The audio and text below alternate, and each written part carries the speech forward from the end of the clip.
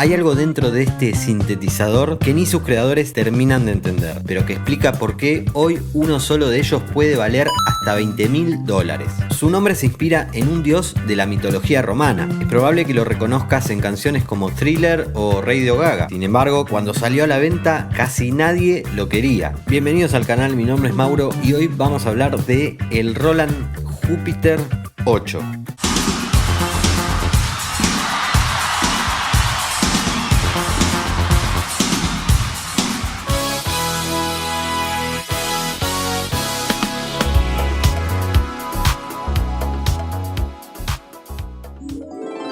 A comienzos de los años 80, los sintetizadores polifónicos comenzaban a convertirse en el centro de la música moderna. Cada lanzamiento prometía más y más mejoras. En ese contexto, el Prophet 5 y el Oberheim OBX eran los preferidos de muchos músicos por su enorme personalidad sonora, y el Yamaha CC80, aunque menos accesible, era uno de los más expresivos. Parecía que esta carrera ya tenía a sus protagonistas, pero Roland no estaba entre ellos, y si bien venían de presentar el Jupiter 4, su primer sinte polifónico, todavía estaba un par de escalones por debajo de los grandes, por lo que Roland lanzaría su proyecto más ambicioso hasta el momento. Dejando en claro que iban por todo, presentaron el Jupiter 8 en la feria NAMM de 1981, con 8 voces de polifonía, 2 osciladores por voz y funciones que para la época parecían realmente futuristas. Contaba con la innovadora posibilidad de dividir el teclado en 2 zonas independientes. En la práctica eso era como tener 2 sintetizadores en uno. Hasta ahí parecía contar con todo para competir. Sin embargo, esto no fue para nada así.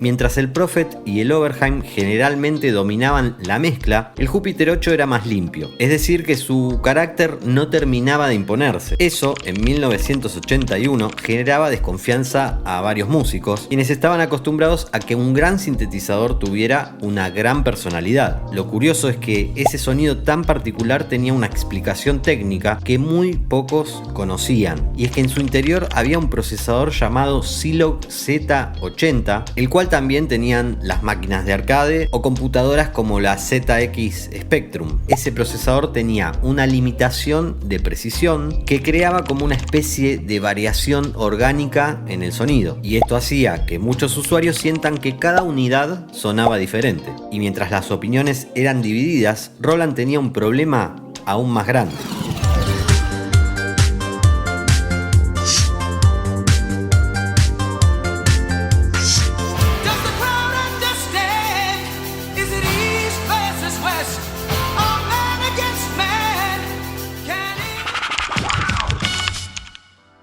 En 1981, el presidente de Roland comenzaba a reunirse con el creador del Prophet 5 para crear un protocolo universal que permitiera a los sintetizadores de distintas marcas comunicarse entre sí. Ese protocolo saldría en 1983 con el nombre de MIDI, al día de hoy un estándar universal. Pero el problema fue que el Jupiter 8 salió 2 años antes, y si bien Roland intentó resolver este problema con un sistema llamado DCB o con una interfaz externa llamada MD8, para entonces el mercado ya había cambiado. Ese mismo año apareció el Yamaha DX7, con MIDI de fábrica a la mitad de precio que un Jupiter 8 y con un sonido novedoso que capturaría la atención de todo el mundo. Poco a poco el Jupiter 8 fue perdiendo protagonismo hasta 1984, cuando finalmente se cerró su producción, luego de unas 3.000 unidades. Todo indicaba que ese era el final de la historia, pero curiosamente era apenas el nacimiento de una leyenda.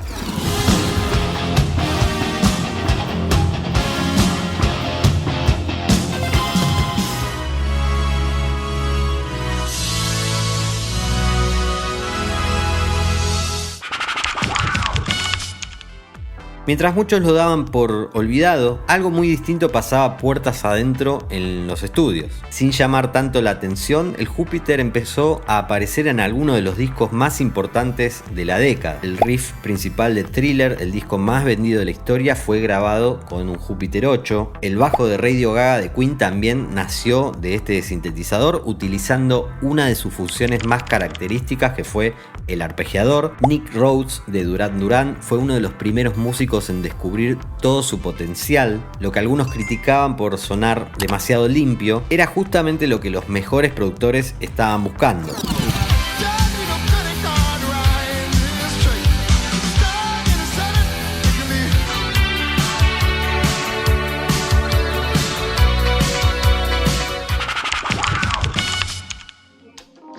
Como dije antes, los ingenieros de Roland detectaron la imperfección del chip Z80. Este controlaba el almacenamiento de sonidos, el escaneo del teclado y una función llamada Auto-Tune, no el de las voces que ya conocemos. En los 80s, hacer que un sintetizador analógico se mantuviera afinado era casi un milagro. El problema es que ese mismo procesador tenía una limitación de precisión. Lejos de corregirla, el ingeniero Toshio Yamabata entendió que esa imperfección era la que le daba esa profundidad, esa sensación de que el sonido respira, y que rectificarla hubiera hecho que el Júpiter 8 sea más preciso, pero menos humano.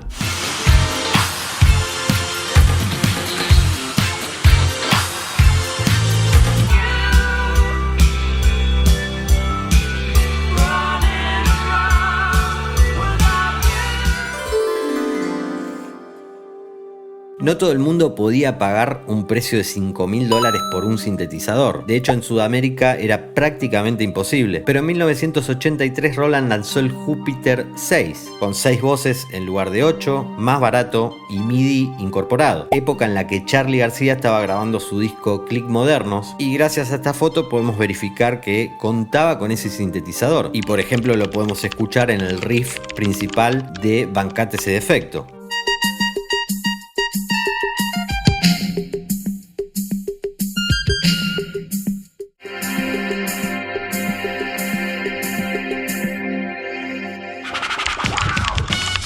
Mientras algunos músicos descubrían el sonido Júpiter gracias a este modelo más económico, el Júpiter 8 empezó lentamente a desaparecer del mercado. Para que se den una idea, en esa época uno usado se podía conseguir por menos de $1.000. Pero esto tampoco duró mucho. A partir del nuevo milenio, los productores empezaron a notar que ningún sintetizador digital sonaba igual que un sintetizador analógico. En 2011 Roland intentó revivirlo con el Júpiter 80, en 2015 con su versión boutique JP08, en 2019 con el Júpiter X, y por su lado Behringer lanzó un clon reducido a fines de 2024 y actualmente está trabajando en un prototipo llamado JP16. Y por supuesto Arturia tiene su versión virtual desde 2007. Y aunque todos intentaron capturar su esencia, creo que ninguno lo logró del todo. Hoy en día uno puede costar entre 15 y $25.000. Y ahí aparece la gran ironía de toda esta historia. El Júpiter 8 llegó en el peor momento posible, sin el estándar que necesitaba, a un precio que los músicos no estaban dispuestos a pagar y con una imperfección que sus propios creadores decidieron dejar. Y hoy esa imperfección es justamente lo que lo hace único. Al principio de este video dije que su nombre se inspiraba en un dios de la mitología romana, Júpiter, el rey de los dioses. Y ahora que ya conoces esta historia, creo que Roland eligió este nombre convencido de haber estado creando el rey